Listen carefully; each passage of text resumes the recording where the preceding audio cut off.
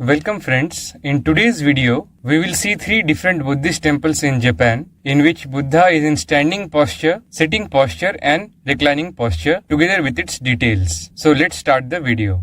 Firstly, we will see the temple in which the Buddha is in standing posture. This temple is called Ushiku Daibutsu. Ushiku Daibutsu is located in Ibaraki Prefecture of Japan in Ushiku City. People can go there from the Tokyo area via the Joban line of Japan Railways. It's roughly around 80 kilometers from Tokyo area, and from Tsukuba city, where I used to stay from 2009 to 2014, it was around 20 kilometers. So when you enter the temple complex, you will be amazed by the magnificent statue of Buddha standing tall around 120 meters in height, and it is one of the tallest statues of Buddha in the world, and it's in the Guinness Book of Record also, as you can see in this photo. It was built in 1993 on a land which belonged to the Jodo Shinshu sect of Buddhism.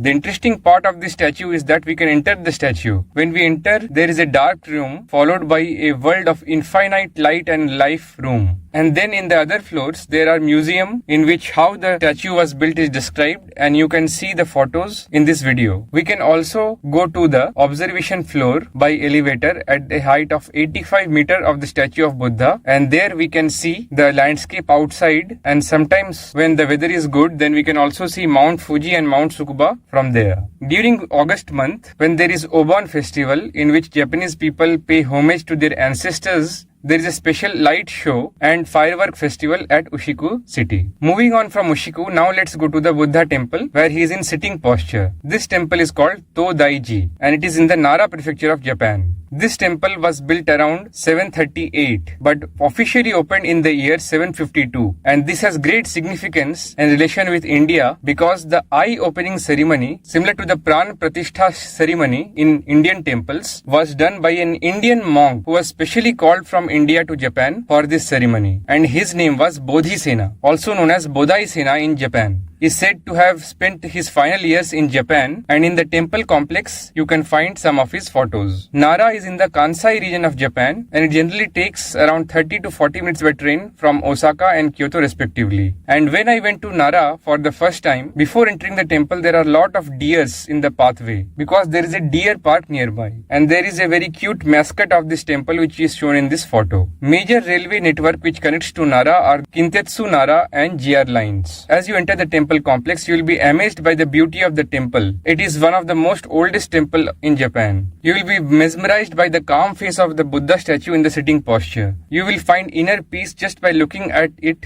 as you can see in this photo. There is a pillar inside the temple complex and there is a small hole at the bottom. It is believed that if somebody can enter from one side of the hole and pass through that hole and come out from the other side, then all his sins will be washed away. Now the final temple which I will be introducing in this video is the Nanzoin temple. In this temple, Buddha is in the reclining posture. It is called Nihongo in Japanese. This temple is located in the Fukuoka prefecture of Japan near to the JR Hakata station. From the Hakata station, we can take a local JR line train to reach the temple. It is in the Sasaguri area of Fukuoka city, and this statue was built in 1995 inside the temple complex. The length of the statue is 41 meters and the height is 11 meters. And these are some of the photos which I took during my visit to the temple. When I visited, I found that this was the least crowded among the temples I visited in Japan, because probably Fukuoka is not in the top cities to be visited in Japan compared to Tokyo, Kyoto or Osaka. But I would suggest that you definitely visit Fukuoka and see this beautiful temple. I hope you liked the video and please keep supporting the channel. Thank you very much.